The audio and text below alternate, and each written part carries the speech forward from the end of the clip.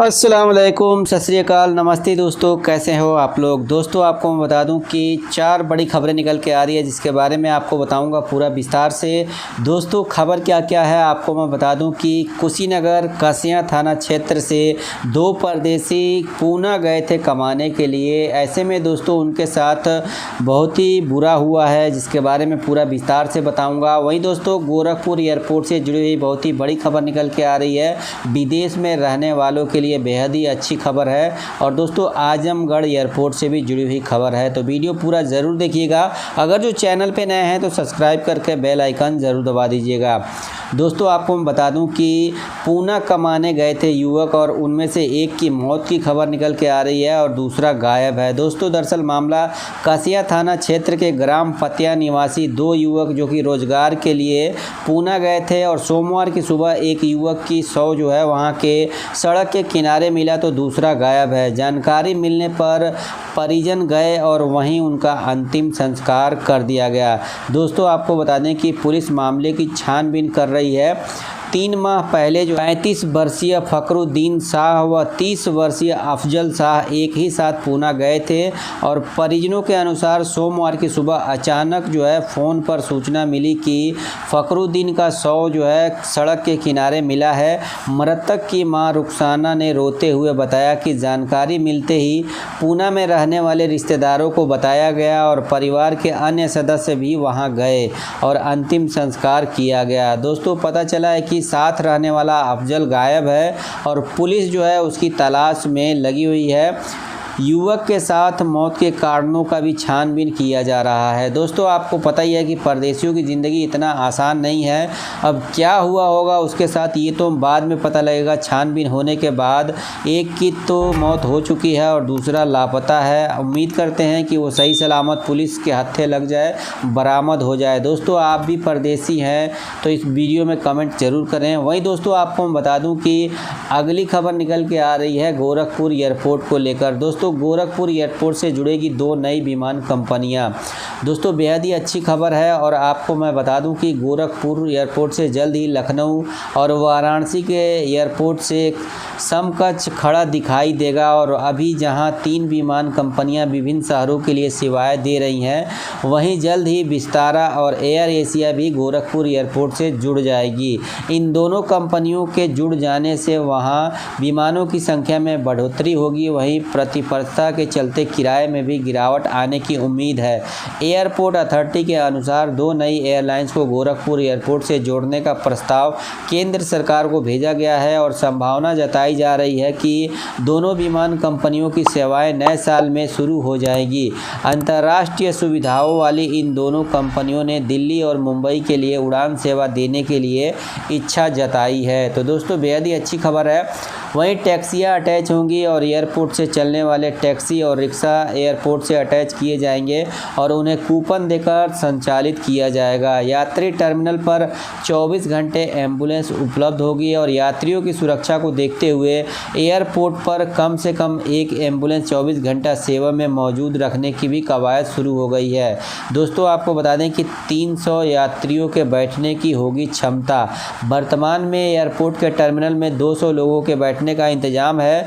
नए भवन के निर्माण से टर्मिनल 3440 स्क्वायर मीटर और बढ़ जाएगा और नया टर्मिनल 2 तल का होगा और इसमें एक साथ 300 लोगों के बैठने की क्षमता होगी। तो दोस्तों आपको पता ही है कि गोरखपुर एयरपोर्ट जो है आए दिन कोई ना कोई कीर्तिमान रचता ही रहता है।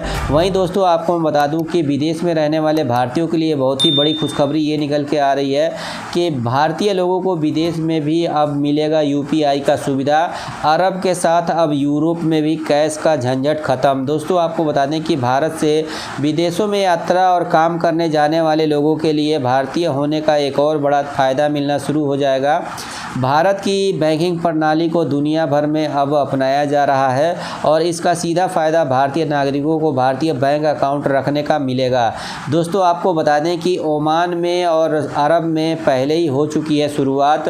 भारी संख्या में रहने वाले भारतीय ओमान और अन्य अरब देशों में आपको आसानी से देखने के लिए मिल जाएंगे और इन देशों में भारतीय पेमेंट प्रणाली को इस्तेमाल किया जाना शुरू कर दिया गया है, जिसके ज़रिए अब भारतीय लोगों को अपने भारतीय भारतीय बैंक अकाउंट रखने का सीधा फ़ायदा विदेशों में भी मिलने लगेगा।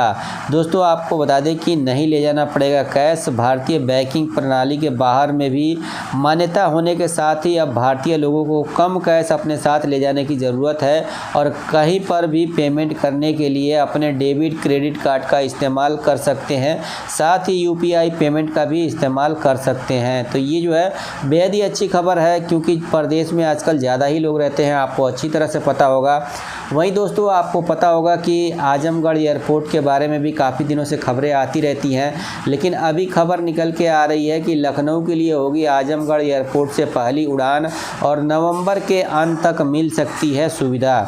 दोस्तों आजमगढ़ के मदुरई हवाई अड्डे पर विमानों के संचालन के लिए ज़रूरी संसाधनों पर काम पूरा हो चुका है। Big charter private limited company की ओर से लखनऊ के लिए विमान सेवा शुरू होगी, यानी कि दोस्तों नवंबर तक यहां पे भी शुरू होने का मामला समझ में आ रहा है। वहीं दोस्तों आपको पता होगा कुशीनगर इंटरनेशनल एयरपोर्ट को लेकर 14 तारीख से आंदोलन होने वाला था, लेकिन मुलायम सिंह यादव जी का तबीयत बीच में बहुत ख़राब था, अभी उनका निधन भी हो चुका है, अंतिम संस्कार भी हो चुका है। तो ऐसे में दोस्तों उन्हीं की पार्टी जो है ये आंदोलन करने वाली थी। अब दोस्तों सारी खबरें आपके सामने ही हैं कि जो भी हुआ काफ़ी दुखद मामला है। बड़े ही बेहतरीन नेता थे, पुराने नेता थे, ऐसे में उनका चले जाना जो है दुख की बात तो है ही। लेकिन दोस्तों आपको पता होगा कि अब कुछ दिन के बाद जो है फिर इस मुद्दे को उठाया जाएगा, ताकि कुशीनगर इंटरनेशनल एयरपोर्ट से इंटरनेशनल फ़्लाइटों को लेकर के सरकार थोड़ा ध्यान दे। दोस्तों ब्रह्माशंकर त्रिपाठी जी का ये कहना था कि जब तक तबीयत ख़राब है तब तक इसको पोस्टपोन किया जाता है, लेकिन अब तो जो सभी के साथ होना है वो हो चुका है। दोस्तों सभी को जाना है एक दिन, ऐसे मुलायम सिंह यादव जी सभी को छोड़ के जा चुके हैं और उनका अंतिम संस्कार भी हो चुका है सैफई में।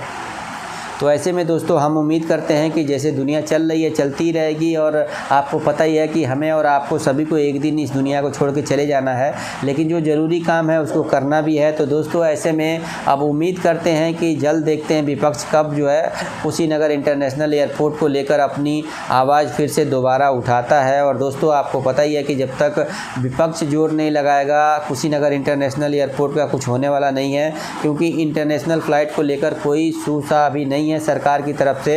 लेकिन कुछ दिन पहले ये खबरें आई थी कि जो सामान लगने वाला है वो सब पहुंच चुका है। बहरहाल जब लग जाएगा तभी उम्मीद की जा सकती है। हमें उम्मीद है कि जल्द से जल्द सरकार जो है कुशीनगर इंटरनेशनल एयरपोर्ट पे भी ध्यान देगी, क्योंकि गोरखपुर के बारे में तो आप हर दूसरे तीसरे दिन खबर आपको मिली जाती होगी कोई ना कोई बड़ी उपलब्धि को लेकर के। लेकिन कुशीनगर को सौतेला मानकर या जो भी हो, आप लोग कमेंट में अपनी राय ज़रूर दीजिएगा। तो दोस्तों आज की खबरों में यही सब अपडेट थी, और उन परदेशियों के लिए भी दुआ कीजिएगा कि जो बेचारा लापता है और एक का निधन हो चुका है। दोस्तों परदेशियों को हमेशा अपना ध्यान रखना चाहिए, लेकिन आपको पता ही है कि कब क्या हो जाए कोई नहीं जानता है। तो मिलते हैं किसी और खबर के साथ। जय हिंद जय भारत, दुआओं में याद रखिएगा। दोस्तों अगर आपको ये वीडियो पसंद आए तो वीडियो को लाइक करें, सब्सक्राइब करें और इस घंटे को बजाय ऑल प्रेस करें हमारी वीडियो सबसे पहले देखने के लिए।